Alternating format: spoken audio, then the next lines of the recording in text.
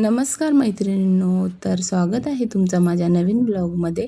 तर बघा आज आपण बनवणार आहोत आपले बटाटे आणि साबुदाण्याची एकदम वडे, म्हणजे जे की खूप खुसखुशीत आणि तळले तर दुप्पट होतात असे आपण वडे पाहणार आहोत. आणि बघा असे छान मी 2 किलो बटाटे घेतल्यासारखे घेतले, 1.5 ते 2 किलो बटाटे असतील.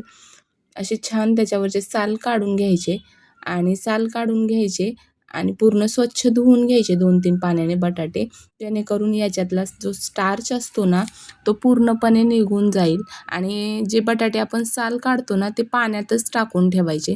त्यानंतर बघा आपल्याला घ्यायचे आहे मोठे जे छिद्र असतात ना, त्यांची खिसनी मोठा किस पाहिजे आपल्याला, जेणेकरून जो किस असतो ना, जो आपण नायलॉन साबूमध्ये फ्राय करण्यासाठी जो किस वापरतो ना, त्याच किसासारखं बनवायचं आहे. तर बघा असं छान हा किस एवढा मोठा बनवायचा, की म्हणजे डायरेक्टली असं वाकडं-तिकडं न असं स्ट्रेट मोठे आपले किस आला पाहिजे. तर बघा असं छान मोठा येतोय. मग मी छान किसून घेते आणि हा किस पाण्यामध्ये दुसऱ्या स्वच्छ पाण्यामध्ये टाकून घ्यायचा आणि 2-3 पाण्याने हा छान किस धुवून घ्यायचा, जेणेकरून यामध्ये स्टार्च राहणार नाही आणि जो किस आहे तो आपला लाल होणार नाही. त्यानंतर बघा हा पाव किलो साबुदाणा, छोटा साबुदाणा जो इन्स्टंट असतो, तो इन्स्टंट साबुदाणा घेतलाय. तो इन्स्टंट साबुदाणा लगेच भिजतो. आपल्याला अर्धा तास पण लागत नाही भिजायला. मी सकाळी थोडा वेळ भिजत टाकला होता. तर छान असा भिजून झालाय बघा हा. आणि मग त्यानंतर हा एकदम सुडसुडीत करून घ्यायचा. त्यानंतर 2 पातेल्यामध्ये मी पाणी ठेवलंय आणि आपला जो साबुदाणा आहे त्यावरती आपल्याला तिखट, लाल तिखट आणि मीठ टाकून घ्यायचंय. तर तुम्ही हिरवी मिरचीही वापरू शकता, पण मी लाल तिखट वापरलंय, जेणेकरून सर्व सर्व साबूला किंवा सर्व शाबूमध्ये व्यवस्थित मिक्स होईल. आणि हिरवी मिरची ही तुकडे असतात त्यामुळे व्यवस्थित मिक्स होत नाहीत. किंवा ठेचून मिरची घेऊ शकता. त्यानंतर एका चाळणीमध्ये, तुमच्याकडे जी चाळणी असेल त्या चाळणीमध्ये छान असं साबुदाणा टाकून घ्यायचा आणि आपलं जर एका साईडला किसासाठी जे पाणी ठेवलं होतं, ते पाणी मध्ये मीठ टाकून घेतलं आणि एका साईडच्या पातेल्यामध्ये हे बघा असं वाफळण्यासाठी आपल्याला शाबू ठेवून द्यायचा आहे. साबुदाणा वाफळेपर्यंत एका साईडला साबुदाणा वाफळून घ्यायचा छान आणि एका साईडला आपला जो किस आहे तो आपल्याला थोडासा बॉईल करून घ्यायचा आहे. जास्त नाही, पण थोडासा बॉईल करून घ्यायचा आहे. एकदम ट्रान्सपरंट करायचा नाही, थोडासा कच्चा राहील असंच घ्यायचं, म्हणजे निदान 50%च आपल्याला बॉईल करायचं आहे. नाहीतर मग ते जे शीत असतात मोठे आपली जो किस आहे ना, तो तुटण्याचे चान्सेस असतात. आणि जो आपला साबुदाणा आहे तो स्लो गॅसवरती ठेवून द्यायचा आहे, म्हणजे जेणेकरून तो वाफला जाईल.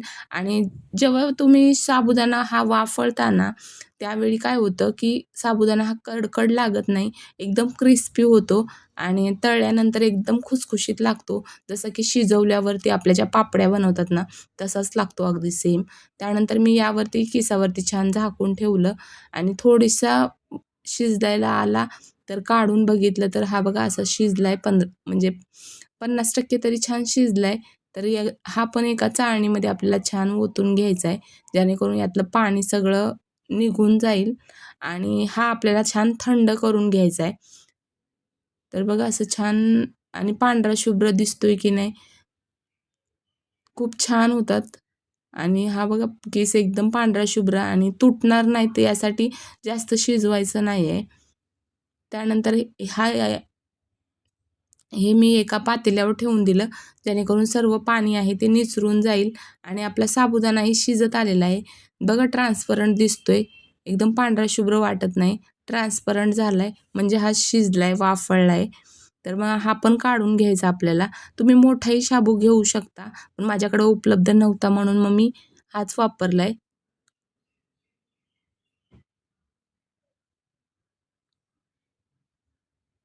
तर बघा असा हा थंड झालाय किस. किस थंड झाल्याच्या नंतर साबूही थंड झालाय. साबुदाण्याचा जो असतो तोही थंड झालाय. मग साबुदाणा यामध्ये मिक्स करून घ्यायचा.